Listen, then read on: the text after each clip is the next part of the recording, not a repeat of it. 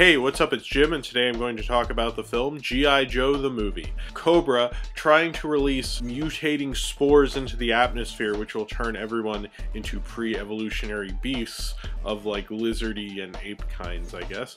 And at the same time, we're kind of having the existential crisis of Cobra Commander, since he has been called such a horrible leader and sentenced to be turned into one of these creatures. And you kind of see like what went wrong and where he came from in his origin story. And at the same time, you're seeing new recruits, especially Lieutenant Falcon, who was brought to the G.I. Joe program by his half-brother Duke. He misses meetings and he misses his training quite frequently. He's a bad seed. After ruining the G.I. Joe's plans and having Serpentor escape on him, he is court-martialed and sent to work with Sergeant Slaughter. There's a lot of plots going on in this movie. It moves very quickly. This and the Transformers movie are very similar in the terms of pacing, at least. It's just amazing how quickly this film moves. I think that's one of the things I've always liked, even as I've gotten older, about the G.I. Joe movie and the Transformers movie, is they're 90 minutes, but they're really action-packed. And you compare that to the live-action versions, which are always like 120, and in the Transformers case, like 3 hours,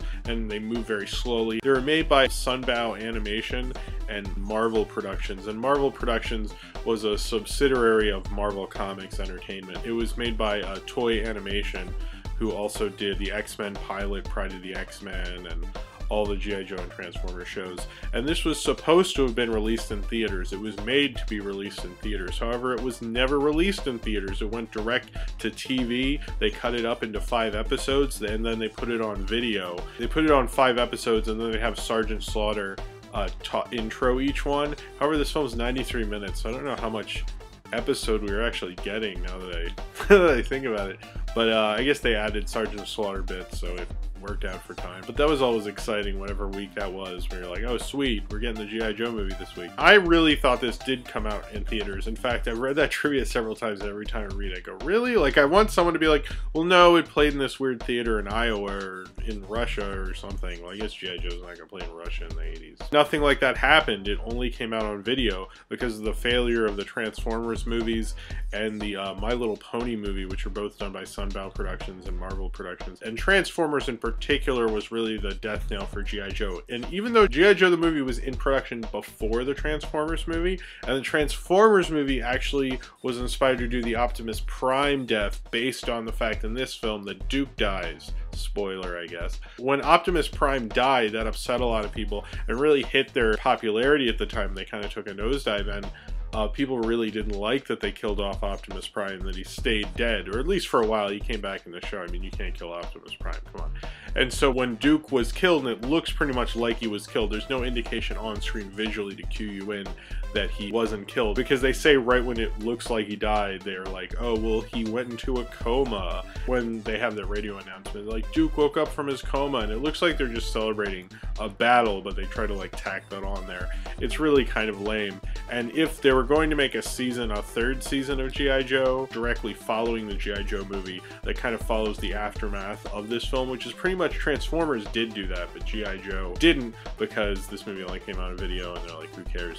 Although I think they made some episodes in the 90s and such. I grew up with G.I. Joe. I liked the cartoon when I was a kid, at least. So I've always felt a weird attachment to G.I. Joe, or at least the kind of the sci-fi Cobra hating G.I. Joe. Some sequences in this film are quite incredible.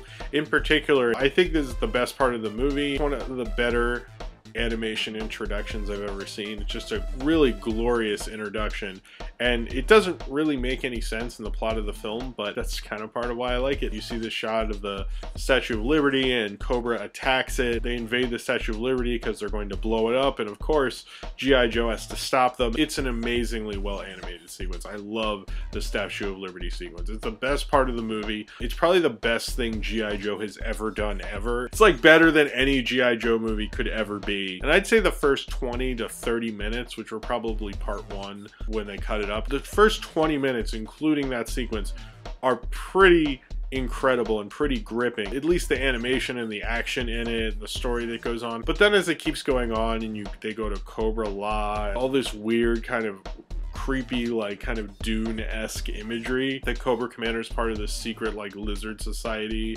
and all this stuff who were crushed by the Ice Age and have been hiding in the city ever since, and they're waiting to do the mutated spores thing so they can come back and rule over everybody by mutating everybody into weird shit. So out of nowhere, a little too far, they put big name Hollywood actors in this, did voices for it, like Don Johnson and Burgess Meredith, which I'm surprised they could get Burgess Meredith. And then they got Sergeant Slaughter, which I think is probably the biggest celebrity of them all. Everyone, when you were a kid, made such a big deal that a real celebrity was on a cartoon show, and one that like kids would actually care about, like Sergeant Slaughter, because kids care about Sergeant Slaughter. He's awesome. I wish they'd use Snake Eyes more, because Snake Eyes is awesome, but this is in very Sergeant Slaughter heavy days, man. I think it's a fun enough movie to watch on, like, I watched it on an afternoon by myself, and it's kind of like a fun, like, let's put on a cartoon in the afternoon, just like how I used to watch G.I. Joe. I don't like G.I. Joe as much as when I was 7. The plot of this is actually a little more complex than you'd expect from the Channing Tatum franchise, which is cool, and I like that about this and the Transformers movie, and I wish, frankly, I'd be cool if they just made a shot-for-shot remake of this and Transformers the movie and made those the movies, because that would be incredible. That's really what I want. There is a certain epicness about it. They do some incredible animation and really good production value in this that is like way better than any G.I. Joe show. And I think for the animation alone, and I grew up with toy animation and Sunbow, it's very of its time, and sometimes I like watching a 30s movie. I like watching a certain style of animation, and this is a very good example of at least the animation itself. Especially the Statue of Liberty sequence should get the respect it deserves. I rarely see action sequences done as well, especially animation action sequences done as well as that opening Statue of Liberty sequence. Such an amazing example of kind of 80s action show that Hasbro and Sunbow could produce. This and the Transformers movie I have kind of a soft spot for. I am being nostalgic, and I mostly am reviewing this because of G.I. Joe 2, but I thought it'd be fun to like take a look back. It's not a great movie, but it's a fun movie with a good pace. If you're into G.I. Joe, I can't think of a better movie. So if you have seen G.I. Joe the movie and you would like to talk about it, then comment below in the comments and subscribe if you would like to.